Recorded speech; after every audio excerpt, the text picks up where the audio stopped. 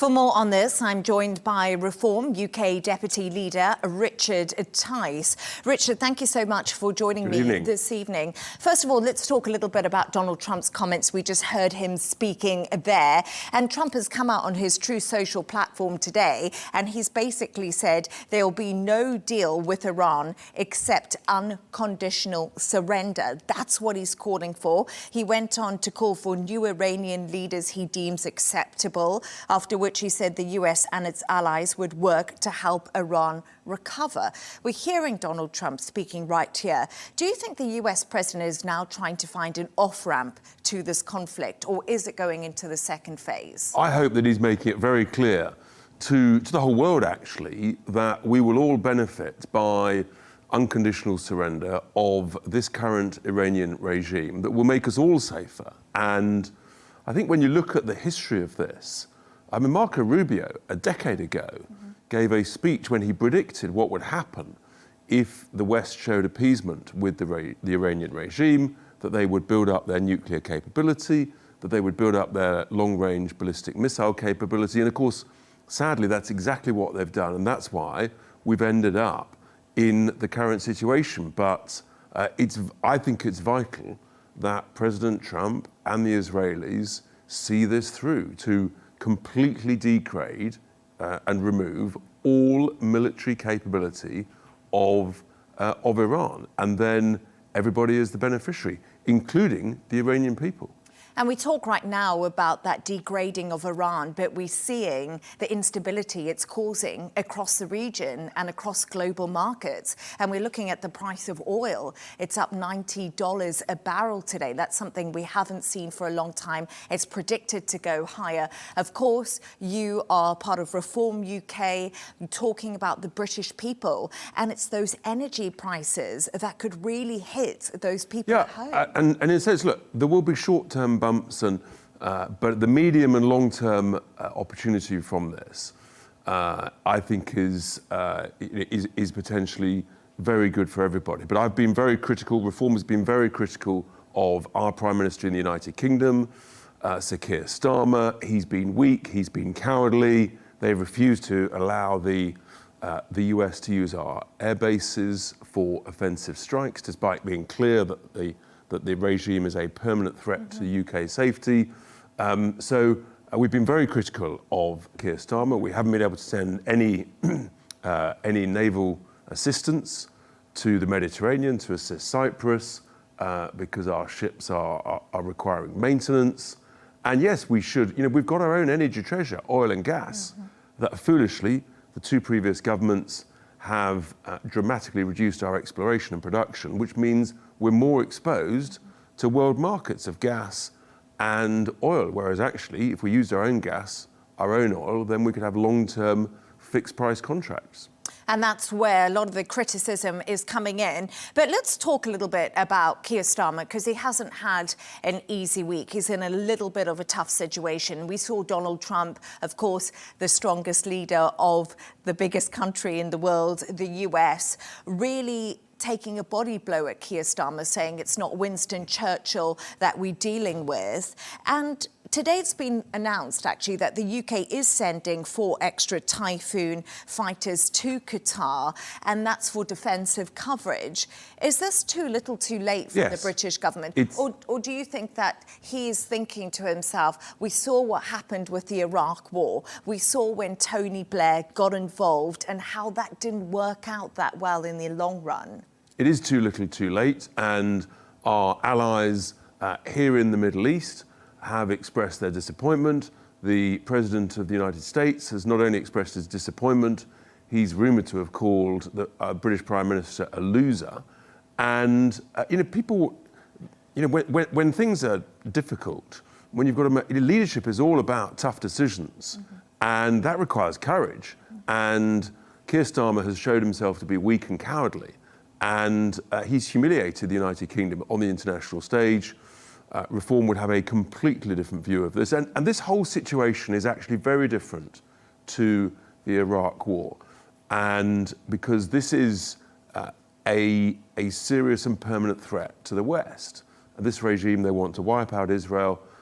They despise everything that we stand for in the West. And so that's why it's a completely different situation. And look, of course, there's risks in everything, but the much, much, much greater risk is allowing increased military capability of this regime. That's why we support what President Trump is doing, and that's why we would have allowed the Americans, to use our bases, including Diego Garcia, which is a vitally important, strategically located base in the Indian Ocean, which, unbelievably, Sir Keir Starmer is basically paying to give away a valuable strategic freehold in the worst property deal in the world. And that's so much criticism, and we'll get on to that later because we know Nigel Farage himself will be meeting Donald Trump to discuss that exact issue.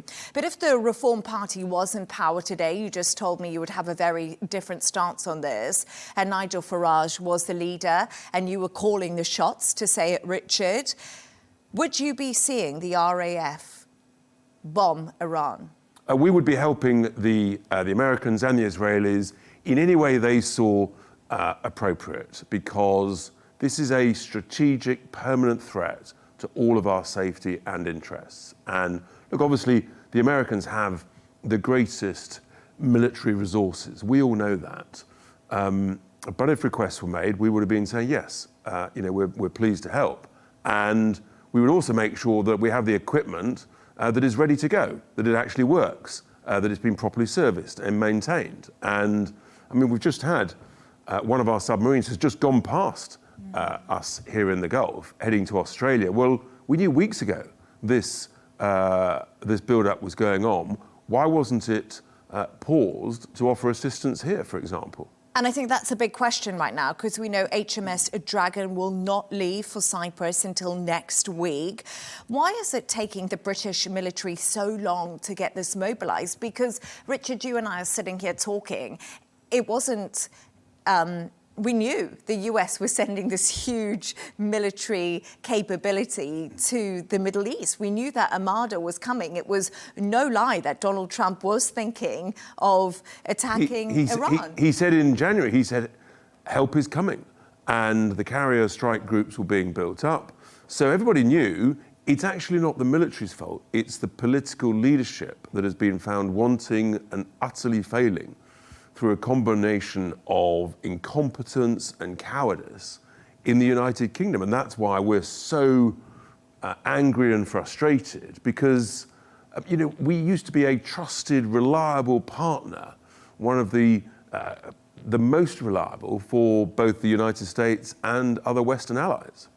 Do you think Keir Starmer is just erring on the side of caution because British lives could be lost in this? We've already seen 6 US soldiers lose their lives, and that's of big concern to those people back at home. Of course, it's tragic, but in a sense, this is the painful short-term price that has to be paid to protect us all and to protect our children, our grandchildren, for generations to come, by removing and degrading this military capability from this regime, and any other dangerous regime that may follow has to understand. So the point is, leadership is difficult, and when you have that responsibility, you have to do the right thing. And Sir Keir Starmer has shown himself to be, frankly, doing the wrong thing, relying on a sort of a concept of international law. Well, I don't think the Iranian regime have been sort of thumbing through the law books